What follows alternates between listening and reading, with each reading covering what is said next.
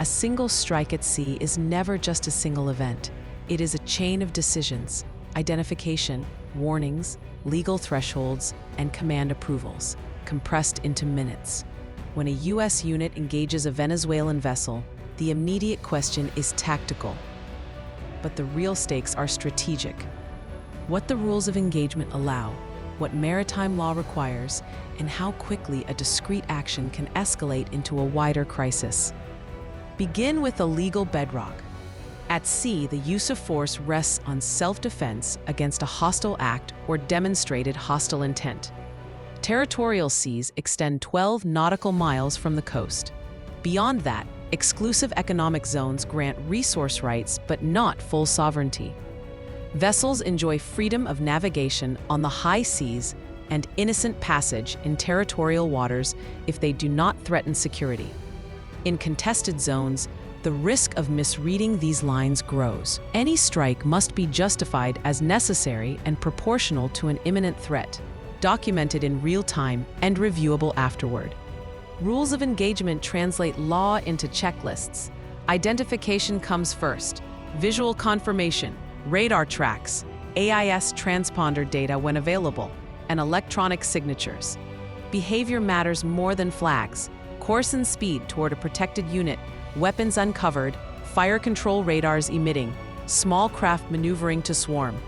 The playbook demands a ladder of measures: hail by radio on international channels, maneuver to avoid collision, display signals, broadcast warnings in the local language, then non-lethal steps such as sirens, lasers, or flares.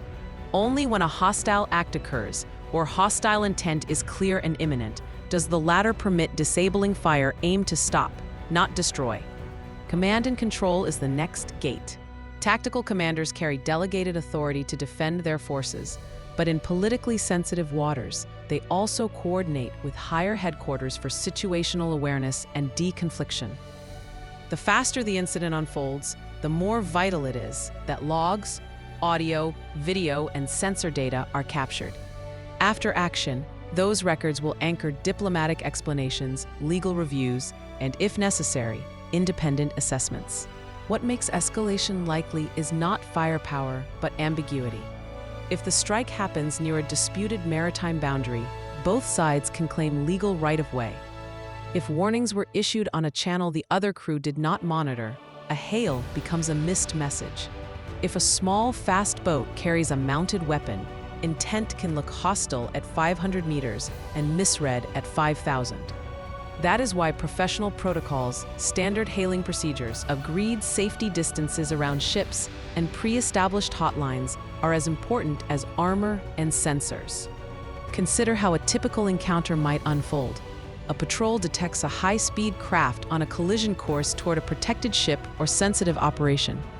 Radio calls go out on Channel 16 and backup frequencies. The craft ignores warnings, closes distance, and begins lighting with a targeting laser or raises a weapon. The U.S. unit conducts defensive maneuvers, fires a flare, then a warning burst into the water. If the craft continues to close and the threat is imminent, the unit may fire disabling shots at the engine or hull to stop the approach. Immediately afterward, medical aid is offered if safe, the scene is secured, and all data is preserved for the record. Deterrence messaging starts the moment the incident ends. Public statements emphasize necessity, proportionality, and rescue attempts. Detailed timelines, maps of positions, and photographic evidence reduce rumor and counter-narratives. The goal is not to score points, but to narrow interpretive space so that the episode does not spiral into retaliatory cycles. For Washington, the calculation blends maritime safety with regional stability. Visible presence aims to reassure partners and deter harassment of commercial or survey activity. Quiet diplomacy aims to keep channels open with Caracas and neighbors so that grievances move to tables, not decks. Sanctions, exercises, and security cooperation are calibrated around the same principle: raise the cost of dangerous behavior without closing the door to de-escalation. For Venezuela, domestic politics, resource claims, and signaling to allies all shape maritime behavior. Patrols near contested areas create footage for home audiences and leverage for negotiations.